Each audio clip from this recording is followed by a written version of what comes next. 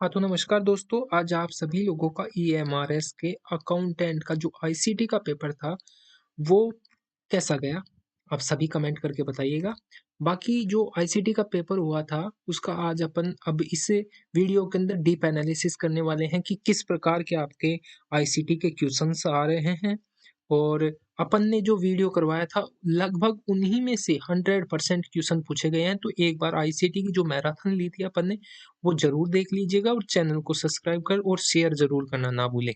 धन्यवाद और अब चलते हैं अपन इसके जो पेपर आया है उसका डीप एनालिसिस करते हैं कि कहाँ से क्वेश्चन पूछे जा रहे हैं। देखिए, ये पहला जो आपका क्वेश्चन नंबर है वो क्या कह रहा है कि 1 मिनट। आपका पहला क्वेश्चन कह रहा है कि निम्नलिखित में से कौन-सा साइबर अपराध के अंतर्गत पंजीकृत नहीं किया जा सकता? तो आप सभी जानते हैं कि जो अपना है साइबर क्राइम के अपराध में वे सभी आपराधिक गतिविधियां होती हैं जिनमें कंप्यूटर, नेटवर्क या इंटरनेट का उपयोग किया जाता है। सोशल मीडिया पर धमकी भरे पोस्ट करना, साइबर बुलिंग, उत्पीड़न, किसी के प्रतिरूप पैसे मांगना, ईमेल लिखना, फिशिंग या धोखाधड़ी से और अनधिकृत पुल द्वारा बैंक से खाते से पैसे ट्रांसफर करना, ये साइबर अपराध की श्रेणी में आते हैं। बाकी जो आपका ऑप्शन नंबर बी है कि स्टोर हार्डवेयर स्टोर से बिल्कुल नई और खाली हार्ड डिस्क चुराना, ये एक सामान्य चोरी है, न कि साइबर अपराध है, क्योंकि इसमें सीधे तौर पर कंप्यूटर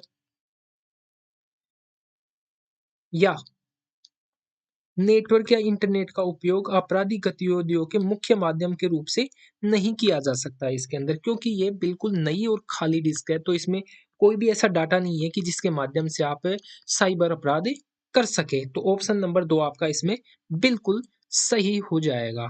अब देखिए क्वेश्चन नंबर 32 क्या कह रहा है कि निम्नलिखित में से कौन सा एक एप्लीकेशन सॉफ्टवेयर है? तो आप सभी जानते हैं कि जो अपना है एमएस पावर पॉइंट, ये एक एप्लीकेशन सॉफ्टवेयर है। ठीक है, ऑप्शन नंबर 4 अपना इसमें राइट हो जाएगा। बाकी देखिए एप्लीकेशन सॉफ्टवेयर वे प्रोग्राम होते हैं जिन्हें उपयोगकर्ता विशिष्ट कार्यों के लिए डिजाइन किया जाए, जैसे दस्तावेज बनाने में, प्रस्तुतिकरण देने में, चित्र बनाने में। और एमएस पावर पॉइंट का उपयोग अपना किस में किया जाता है? एमएस पावर पॉइंट एक एप्लीकेशन सॉफ्टवेयर जो प्रेजेंटेशन बनाने के लिए काम में लिया जाता है। बाकी जो आपका एंटीवायरस है, डिवाइस ड्राइवर है और बायोस है, को सिस्टम सॉफ्टवेयर की श्रेणी में रखा जाता है, क्योंकि ये कंप्यूटर के संचालन और रखरखाव से संबंधित होते हैं अपने। ठीक है, अब क्वेश्चन नंबर 33 क्या कह रहा है कि निम्न में से सिस्टम सॉफ्टवेयर का एक एग्जाम्पल बताना है आपको। तो आप सभी जानते हैं कि विंडोज ऑपरेटिंग सिस्टम इसका एक विंडो सॉफ्टवेयर का उदाहरण है। और देखिए सिस्टम सॉफ्टवेयर क्या होते हैं, सबसे पहले बड़े जानने की बात है आपकी। सिस्टम सॉफ्टवेयर वे हैं जो कंप्यूटर हार्डवेयर को नियंत्रित और प्रतिबंधित करते हैं और एप्लीकेशन सॉफ्टवेयर को चलाने के लिए एक प्लेटफॉर्म है ना जो प्रदान करते हैं, वो अपने सिस्टम सॉफ्टवेयर होते हैं। बाकी ये आपके जो एम एस एक्सल, टेली और एम एस वर्ड हैं, ये आपके सॉफ्टवेयर हैं नॉर्मल वाले। ठीक है, अब है क्वेश्चन नंबर 34। 34 क्या कह रहा है कि कंप्यूटर को मेलवेयर से बचाने के लिए निम्नलिखित में से किसका उपयोग किया जा सकता है? तो आप सभी को जानते हैं कि इसमें फायरवॉल का उपयोग किया जाता है। मेलवेयर क्या होता है कि दुर्भावनापूर्ण सॉफ्टवेयर होते हैं, जैसे वायरस, वर्म्स और स्पाईवेयर, जो कंप्यूटर को नुकसान पहुंचाने के लिए डिजाइन किए जाते हैं। और फायरवॉल है जो एक सुरक्षा प्रणाली है जो आने वाले और बाहर जाने वाले नेटवर्क ट्रैफिक की निगरानी और उसके नियंत्रण के लिए कंप्यूटर को मेलवेयर और अनधिकृत पहुंच से बचाने में मदद करती है। और देखिए आपका जो कंपाइलर होता है ना, कंपाइलर क्या होता है? एक प्रोग्रामिंग टूल है जो डिस्क क्लीनर स्टोरेज प्रबंधन टूल है, जो आपका ये है डिस्क क्लीनर स्टोरेज प्रबंधन टूल है। और कुकीज क्या होती हैं कि वेबसाइट डाटा स्टोर करने के लिए इसका उपयोग करती हैं। तो कुकीज की अपने को वेबसाइट पे जाते हैं तो कभी कभी अनुमति देनी पड़ती है, आप लोगों ने देखा ही होगा। अब क्या है 35 क्वेश्चन क्या कहता है कि नवीनतम संस्करण में एमएस वर्ड के दस्तावेजों का डिफॉल्ट फाइल एक्सटेंशन कौन सा है? तो आप सभी जानते हैं कि वर्ड का .docx होता है। ये अपना ऑप्शन नंबर ए से अंदर सही हो जाएगा। अब देखिए बाकी जो सारी चीजें हैं, .txt है, ये फाइल का एक्सटेंशन है। और pptx है, ये पावर पॉइंट एक्सटेंशन है। जो XLS है और ये MS एक्सेल फाइल का एक्सटेंशन होता है, याद रखना डिफ़ॉल्ट। ठीक है। अब क्वेश्चन नंबर 36 क्या कहता है कि 36 क्या कह रहा है कि इंटरनेट पर किसी विशेष वेबसाइट की पहचान, वेब पेज की पहचान के लिए निम्न में से किसका उपयोग किया जाता है? तो आप सभी जानते हैं कि यूआरएल का इसमें उपयोग किया जाता है। यूआरएल का मतलब होता है यूनिफॉर्म रिसोर्स लोकेटर होता है। ठीक है। इसका और HTML है, जो HTML का क्या होता है कि हाइपर टेक्स्ट मार्कअप लैंग्वेज होता है, जो वेब पेज बनाने के लिए यूज की जाती है, याद रखना। और ये पर्टिकुलरली इसको पहचान के लिए, वेब पेज की पहचान के लिए यूआरएल का उपयोग किया जाता है। ब्राउजर क्या होता है? ब्राउजर है जो वेब पेज को देखने के लिए उपयोग किया जाता है। और आईपी एड्रेस क्या होता है? इंटरनेट प्रोटोकॉल एड्रेस इसको कहा जाता है, जो कि डिवाइस की पहचान करता है कि किस आईपी एड्रेस पे, जैसे अपन किसी मोबाइल से चला रहे हैं तो उसका आईपी एड्रेस सबका अलग-अलग होता है। इंटरनेट, ये जो अपना लैपटॉप है उसका अलग है, टैबलेट का अलग है, और बाकी जितने भी लोग बाग कंप्यूटर यूज़ करते हैं सबका अलग-अलग होता है, याद रखना। अब देखिए क्वेश्चन नंबर आपका 37 क्या कह रहा है कि निम्नलिखित में से कौन सा शिक्षण अभिक्रम में आईसीटी के एकीकरण को सबसे अच्छा दर्शाता है? तो आप याद रखना कि ऑनलाइन इंटरैक्टिव क्विज आयोजित करना। ठीक है। आईसीटी के एकीकरण का अर्थ है कि शिक्षण और सीखने की प्रक्रियाओं को बढ़ाने के लिए तकनीकी उपकरणों और संसाधनों का उपयोग करना होता है। तो आपका ऑनलाइन क्विज इसी के माध्यम से आता है। अब देखिए क्वेश्चन नंबर 38 क्या कह रहा है कि 38 कह रहा है कि आईसीटी को ज्ञान अर्थव्यवस्था ज्ञान अर्थव्यवस्था का एक महत्वपूर्ण चालक माना जाता है, क्योंकि यह जानकारी तक तेज पहुंचता है, स्टोरेज और शेयर करने की सुविधा देता है। आपका ऑप्शन 1 सही है। पारंपरिक पुस्तकालयों को अप्रचलित बना देता है, गलत है। हार्डवेयर की लागत कम करता है, गलत है। कक्षाओं में शिक्षक की भूमिका को, भागीदारी को न्यूनतम बनाता है। तो आपका ऑप्शन नंबर ए सही हो जाता है। अब देखिए ज्ञान अर्थव्यवस्था एक ऐसी अर्थव्यवस्था है जहां वस्तुओं और सेवाओं का उत्पादन और विवरण मुख्य रूप से ज्ञान आधारित गतिविधियों पर किया जाता है। और आईसीटी होता है, इसका मुख्य उद्देश्य माना जाता है ये जानकारी को तेजी से पहुंचे और उसे संग्रहित कर साझा करने की सुविधा प्रदान करता है। इसे ज्ञान के क्षेत्र में नया प्रचार प्रसार और नवाचार होता है, याद रखना। क्वेश्चन नंबर आपका 39 क्या कहता है कि 39 कह रहा है कि आईसीटी में जो डेटा है और इंफॉर्मेशन के बीच मुख्य अंतर क्या होता है? तो आप सभी जानते हैं कि डेटा है वो कच्चा तथ्य होता है और इंफॉर्मेशन संसाधित और अर्थपूर्ण होती है। ऑप्शन नंबर 3 आपका बिल्कुल सही आंसर हो जाएगा। ठीक है? क्योंकि डेटा का कोई अपना विशेष अर्थ नहीं होता, परंतु इंफॉर्मेशन क्या होती है कि वह डेटा होता है जिसे प्रोसेस किया जाता है, फिर उसके बाद में उसको व्यवस्थित ढंग से संरचित किया जाता है, यानी कि अर्थपूर्ण बनाया जाता है। ठीक है। अब है क्वेश्चन नंबर 40। क्वेश्चन नंबर 40 क्या कह रहा है कि यह एक फिक्स्ड लेआउट वाला फ्लैट दस्तावेज फाइल फॉर्मेट है जिसमें text, font, vector, graphics, raster image और अन्य आवश्यक सामग्रियां शामिल होती हैं। तो इसका किस में शामिल होती हैं? ये आप लोगों को पता हो पीडीएफ में। पीडीएफ का क्या मतलब होता है? पोर्टेबल डॉक्यूमेंट फॉर्मेट होता है। यह एक फिक्स्ड लेआउट है जिसके अंदर अब देखिए टेक्स्ट के अंदर क्या होता है कि सादा फाइल का यूज किया जाता है, और डॉक और ओडीटी जो होता है उसके अंदर वर्ड प्रोसेसिंग दस्तावेज होते हैं। ठीक है, याद रखना। अब देखिए क्वेश्चन नंबर आपका 41 क्या कह रहा है कि कंप्यूटर नेटवर्क के संदर्भ में एचटीटीपी में संक्षिप्त नाम में एच का क्या अर्थ है? तो एच का अर्थ है हाइपर। तो आप लोग सभी जानते हैं कि एचटीटीपी की फुल फॉर्म क्या होती है? हाइपर टेक्स्ट ट्रांसफर प्रोटोकॉल होता है।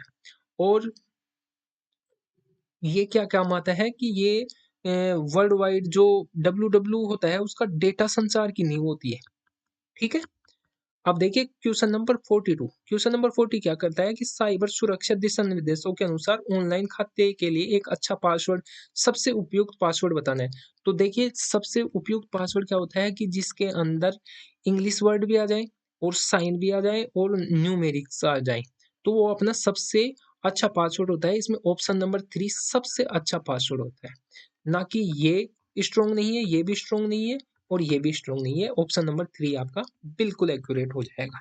अब देखिए क्वेश्चन नंबर 43 क्या कह रहा है आपका कि निम्नलिखित में से कौन सा एक ओपन सोर्स ब्राउज़र का उदाहरण है? तो ओपन सोर्स ब्राउज़र का अपन सभी जानते हैं कि जो मोज़िला फायरफॉक्स है आपका, वो ओपन सोर्स ब्राउज़र है।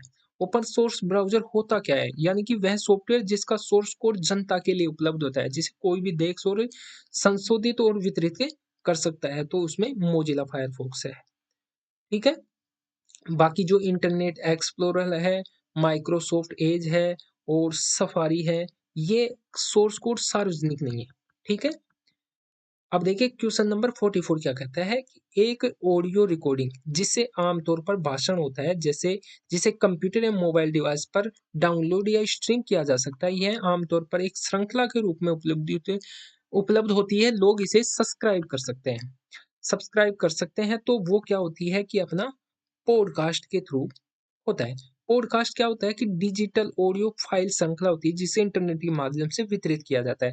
यह भाषण पर आधारित होता है जिसमें अपने डिवाइस पर डाउनलोड या स्ट्रीम कर सकते हैं। वीडियो कॉन्फ्रेंसिंग एक लाइव वीडियो मीटिंग है।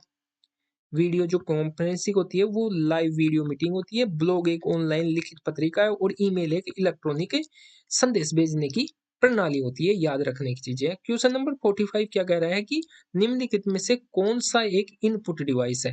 तो आप इनपुट डिवाइस जानते हो कि बार कोड रीडर है जिसके द्वारा अपन इनपुट देते हैं किसी चीज को। जैसे आप कहीं डी मार्ट में या किसी सामान खरीदने जाते हैं तो वो कोड लगा होता है, उसको स्कैन करते हैं तो वो एक इनपुट डिवाइस हो जाता है।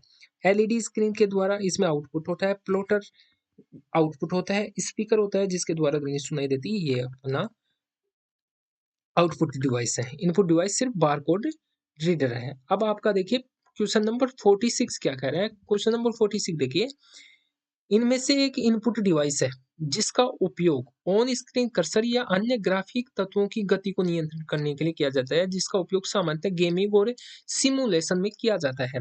तो आप सभी को पता है कि इसमें अपन गेमिंग के लिए जॉयस्टिक का यूज करते हैं। जॉयस्टिक इनपुट डिवाइस है जो क्या होता है कि वर्टिकल स्टिक से बनी होती है जिसका उपयोग ऑन स्क्रीन कर्सर या अन्य ग्राफिक की गति को नियंत्रित करने के लिए करते हैं अपन। ठीक है? और स्कैनर क्या होता है? स्कैनर क्या होता है? स्कैन करने के लिए काम आता है। लाइट पेन क्या होता है? स्क्रीन पर लिखे हुए चुनने के लिए इसका यूज किया जाता है। और वेबकैम वीडियो रिकॉर्डिंग के लिए इसका यूज किया जाता है। अब है क्वेश्चन नंबर 47 क्या कह रहा है कि कंप्यूटर नेटवर्क में आईपी एड्रेस की आपको फुल फॉर्म बतानी है। तो आईपी एड्रेस की आप फुल फॉर्म जानते हैं कि अभी अपन ने ऊपर ही पढ़ा था। क्या होती है? Internet protocol address. Internet protocol address IP address की अपनी फुल फॉर्म होती है। ऑप्शन नंबर 3 इसका सही हो जाएगा। ठीक है? इसके बाद के अंदर क्या होता है कि अपना क्वेश्चन नंबर 48 है। 48 क्या कह रहा है कि एक डॉक्यूमेंट है जिसे सामान्यतः वेब ब्राउजर में एक्सेस किया जाता है। वेब ब्राउजर में एक्सेस किसे किया जाता है? वेब ब्राउज पेज को एक्सेस किया जाता है। याद रखना ऑप्शन नंबर 3 इसके अंदर बिल्कुल एक्यूरेट हो जाएगा अपना। बाकी देखिए जो वेब पेज है HTML में लिखे जाते हैं, इन्हें देखने के लिए वेब ब्राउजर की आवश्यकता होती है। ये जो स्प्रेडशीट है, प्रेजेंटेशन स्लाइड है और डाटाबेस है, ये क्या कहते हैं एक एप्लीकेशन सॉफ्टवेयर में एक्सेस किए जाते हैं, न कि ब्राउजर में। ठीक है? अब देखिए क्वेश्चन नंबर 49 क्या कह रहा है कि चयनित में कॉपी करने के लिए कौन सी शॉर्टकट की का उपयोग किया जाता है। तो आप सभी जानते हैं कॉपी करने के लिए अपन कंट्रोल प्लस सी का उपयोग करते हैं। कंट्रोल प्लस वी का पेस्ट करने के लिए करते हैं और कंट्रोल प्लस एक्स का अपन अंडू करने के लिए करते हैं। अब देखिए क्वेश्चन नंबर 50 आपका लास्ट क्वेश्चन है। और कंट्रोल प्लस पी का उपयोग अपन सॉरी ये रह गया। कंट्रोल प्लस पी का उपयोग अपन प्रिंट करने के लिए करते हैं और एक्स का उपयोग अपन कट करने के लिए करते हैं। कट, प्रिंट, ये पेस्ट और ये कॉपी। ठीक है? याद रखना आपने ये सारी चीज। अब देखिए कौन सा क्लाउड स्टोरेज का एक उदाहरण होता है। तो आप सभी जानते हैं कि जो अपना वन ड्राइव है वो एक क्लाउड स्टोरेज का उदाहरण है। ठीक है? जो माइक्रोसॉफ्ट के द्वारा एक क्लाउड स्टोरेज सुविधा दी जाती है। बाकी जो आपकी मेमोरी स्टिक है, हार्ड डिस्क है, पेन ड्राइव है, ये एक स्टोरेज डिवाइस है जो इस लोकल जो मेमोरी है उनको स्टोर करने के लिए अपने ये यूज़ किए जाते हैं। तो ये आपका बहुत ही आसान पेपर आया था ये एमआरएस के अंदर अकाउंटेंट में आईसीटी का। इससे लगभग 100% एक्यूरेसी के साथ आप पेपर कर सकते हैं और अपनी जो मैराथन क्लास ली हुई है उसके बाहर एक भी क्वेश्चन नहीं गया है, तो एक बार जाके प्लेलिस्ट से वो क्लास को ज़रूर